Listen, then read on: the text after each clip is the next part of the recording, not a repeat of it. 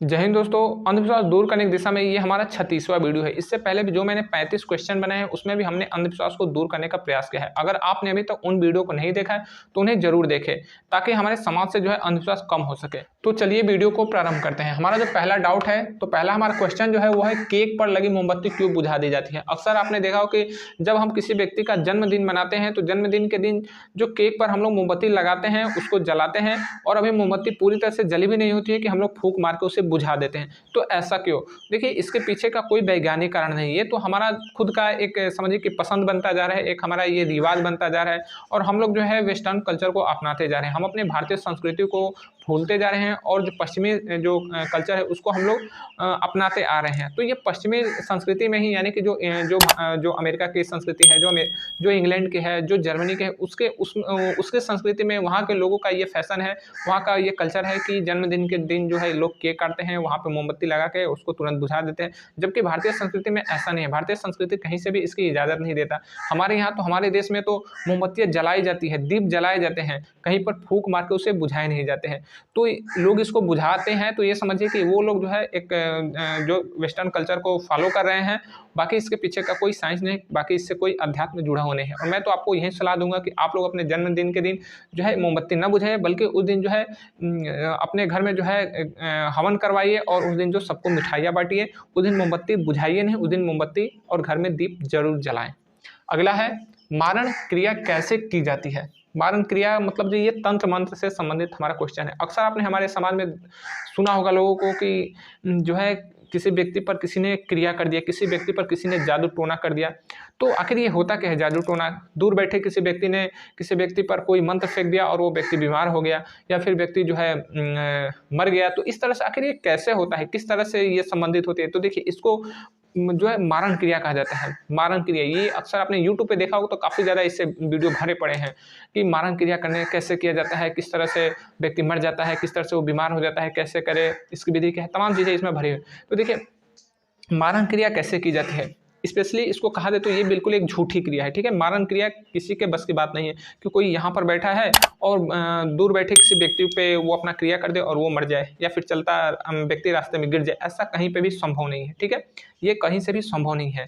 तो लोग कहते हैं कि बहुत पहले से ये चीज़ें चली आ रही हैं और इसमें काफ़ी ज़्यादा है जो है प्रभाव है। देखिए, आज के समय में हमारा साइंस जो है, पहले तक क्या था कि पंखा को हम लोग स्विच से जो है बंद करते थे, और उसको जो उसका जो घुमाने वाला जो उसका होता है, उससे हम लोग पंखा को कम बेसी किया करते थे, यानी पंखे के स्पीड को हम लोग कंट्रोल करते थे। लेकिन आज के समय में पंखा क्या हो गया, रिमोट से हो गया। हम अभी सो रहे हैं, हमारा मन किया कि उसको थोड़ा सा स्पीड बढ़ा दीजिए पंखे को, हमने रिमोट दबाया, पंखा जो है तेजी से चलने लगा। हमारा जो एसी लगा है वो उसका जो है टेम्परेचर हम घटा बढ़ा सकते हैं, टीवी को हम लोग रिमोट से, तो ये रिमोट कंट्रोल वाली प्रक्रिया है। तो लोग कहते हैं कि ये भी रिमोट कंट्रोल जैसी ही एक समझिए प्रक्रिया है। देखिए, ये स्पेशली एक झूठी प्रक्रिया है। ठीक है, झूठी प्रक्रिया है, इसको कोई आज तक साबित नहीं कर पाया। रिमोट को जो प्रोसेस है, जो रिमोट की प्रक्रिया होती है, इसको साइंस प्रमाणित कर चुका है, इसको लोग प्रमाणित करते आ रहे हैं और लोग कर भी सकते हैं। लेकिन क्योंकि रिमोट जब खराब होती है तो उसको फिर से बदला जा सकता है, उसमें सुधार किया जा सकता है, यानी कि उसको साबित किया जा सकता है। लेकिन ये जो चीज़ें मारण क्रिया, ये आज तक लोग केवल कहते आ रहे हैं, सुनते आ रहे हैं, कहानियाँ इस पे बनी हैं, फिल्में बनी हैं, लेकिन इसको साबित कोई नहीं कर सका है। ठीक है, कोई नहीं कर सका है। देखिए, दुनिया में कुछ कोई भी चीज़ असंभव नहीं है। ठीक है, दुनिया में कोई भी चीज़ असंभव नहीं है। ये भी चीज़ें हो सकती हैं, लेकिन ये कब होती थी उसको लोग कहते हैं कि बहुत पहले से चली आ रही है, लेकिन इसका कोई प्रमाण नहीं है। आज के समय में इसको कोई नहीं कर सकता। हाँ, हो सकता है कि हमारा आने वाला जो साइंस है, जो हमारा अभी का साइंस है, जो कि साइंस की जर्नी कभी कंप्लीट नहीं होती, साइंस जो है हमेशा डेवलप होता जाता है, एडवांस होता जाता है। तो हो सकता है कि 50 साल बाद, 100 साल बाद जो है हमारा साइंस इतना ज़्यादा एडवांस हो जाए कि यहाँ पर बैठे व्यक्ति कोई मंत्र पढ़ दे, या फिर कोई क्रिया कर दे, और कोई व्यक्ति जो है मर जाए या बीमार पड़ जाए। तो ये आने वाले समय में हो सकता है, इसकी एक कल्पना की जा सकती है, लेकिन आज के समय में ये हो रही है, ऐसा कहीं पे कोई प्रमाण नहीं है। तो मारण क्रिया किसी को बस में किया जा सकता है, किसी को मारा जा सकता है, ऐसा कहीं पे भी संभव नहीं है। जो लोग कहते हैं कि ये संभव है, तो वो लोग आपको मूर्ख बनाते हैं, वो अंधविश्वास के जाल में आपको फंसाते हैं, आपका जो है पैसा ठगते हैं। ठीक है, अगर इसको आपको सही से समझना है मारण क्रिया, तो आप श्याम मानव चैनल, यूट्यूब पे श्याम मानव चैनल, उसको आप फॉलो कीजिए, वहाँ पे काफ़ी ज़्यादा डिटेल में आपको बातें समझाई गई है। बाकी ऐसा कुछ होता नहीं है।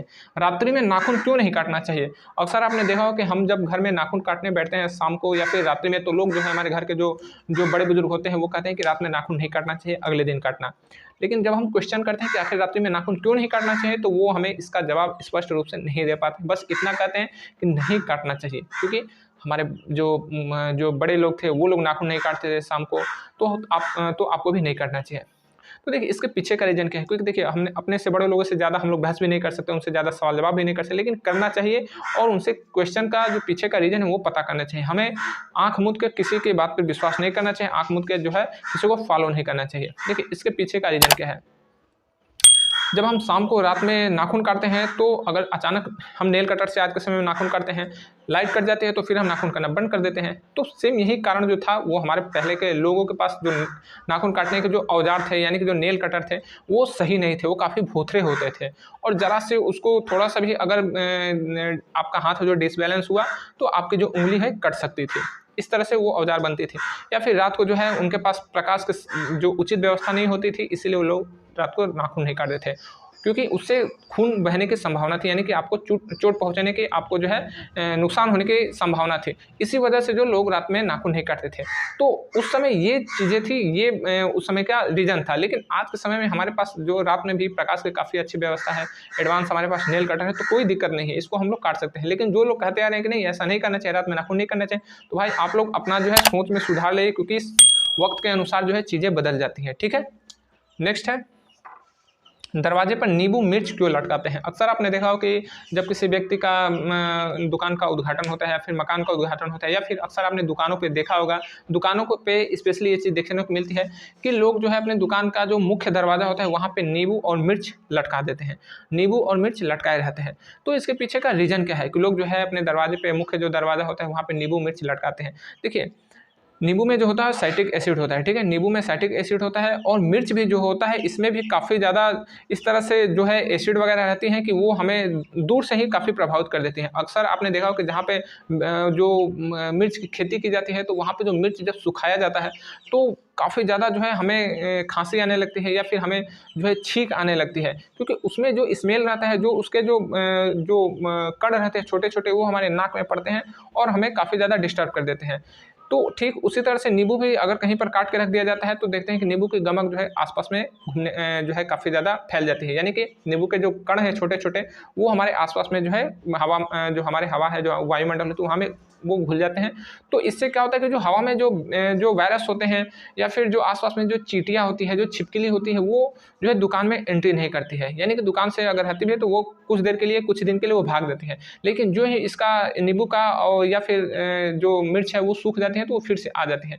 तो इसके पीछे जो है एक थोड़ा सा छोटा सा साइंटिफिक रीजन है, बाकी ये भी नहीं कि बहुत बड़ा दुकान है और इसको कंट्रोल कर लेगी, नहीं, इसकी भी एक क्षमता है, एक इसका भी एक सर्किल है।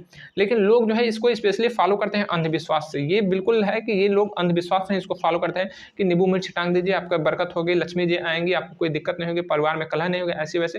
तो समझिए कि ये केवल अंधविश्वास है। अगर नींबू मिर्च टांगते भी हैं तो आपके घर में ये नहीं कि हमेशा के लिए जो है छिपकली नहीं आएगी या फिर मक्खियाँ नहीं आएंगी, मच्छर नहीं आएंगे। ये बस कुछ जो है देर के लिए और फिर कुछ ही जगह के लिए ये काम करता है, लेकिन स्पेशली मुख्यतः इसमें अंधविश्वास जुड़ा हुआ है। नग्न क्यों नहीं नहाना चाहिए। अक्सर आपने देखा होगा कि हमारे यूट्यूब पे कई ऐसे जो है वीडियो पड़े हुए हैं कि लोग उसमें दिखाया जाता है कि लोगों को नग्न नहीं नहाना चाहिए, लेकिन वहाँ पे हमें भी एक मन में डाउट होता है कि भाई नग्न क्यों नहीं नहाना चाहिए, आखिर ऐसा इसमें रीज़न क्या है। तो उसमें आप पढ़ेंगे तो उसमें दिया था है कि इससे हमारे जो घर के जो पितर लोग होते हैं वो हमारे घर में ही मौजूद होते हैं, उनको तकलीफ होती है, लक्ष्मी जी रूठ जाती हैं, इससे जो हमारा कैरियर पे है इस पर निगेटिव इम्पैक्ट पड़ता है, तमाम चीज़ें इसमें। लेकिन इसमें केवल जो है लोगों को डराया जाता है, झुठलाया जाता है। देखिए इस पे पीछे का जो रीजन है वो यही है कि अगर आप नग्न नहा रहे हैं और बाय द वे आपके जो बाथरूम है, जो वॉशरूम है, उसमें कोई सांप निकल आया, अब आप झटके में भागेंगे और नग्न अवस्था में रहेंगे तो आपको काफ़ी ज़्यादा है शर्मिंदगी उठानी पड़ेगी। या फिर अगर आप नहा रहे हैं, अचानक कोई ऐसी जो है आपदा आ गई या फिर कहीं पे या चाहे वो आपदा मानवीय हो या फिर प्राकृतिक हो, तो आपको तुरंत वहाँ से भागना पड़ेगा और नग्न अवस्था में रहेंगे तो फिर आपको काफ़ी दिक्कत होगा। देखते हैं कि कहीं कहीं पे भूकंप आ जाते हैं, कोई व्यक्ति नहा रहा हो नग्न अवस्था में तो फिर तो उसको निकालना भी काफ़ी जो है दिक्कत हो जाता है। और व्यक्ति अगर उसने कपड़े पहने हुए हैं, कपड़े पहने अवस्था में अगर वो नहा रहा है तो तुरंत निकल के जो है बाहर निकल भी सकता है। तो बस यही रीज़न है कि हम नहाते वक्त हमारे साथ कुछ ऐसा एक्सीडेंट हो जाता है तो हमें तुरंत भागना पड़ता है और हमारे सिर पे कपड़े नहीं रहते तो हमें काफ़ी ज़्यादा शर्मिंदगी उठानी पड़ती है। बस इसके पीछे का बस यही रीज़न है, बाकी ये नहीं कि हमारे पूर्वज जो हैं, हमारे जो पितर हैं, वो हमारे घर में रहते हैं, हमसे नाराज़ हो जाएँगे, लक्ष्मी रूठ जाएँगी, ऐसा कुछ भी नहीं है। तो उम्मीद करूँ कि आपको पाँचों मैंने जो क्वेश्चन के जानकारी दी वो आपको पसंद आई होगी, आपको सटीक जानकारी लगी होगी। अगर वाक़ई में आपको सही जानकारी लगी तो इसे दूसरों को भी शेयर ज़रूर करें ताकि हमारे समाज से अंधविश्वास दूर हो सके। मिलेंगे अगले वीडियो में, तब तक के लिए जय हिंद।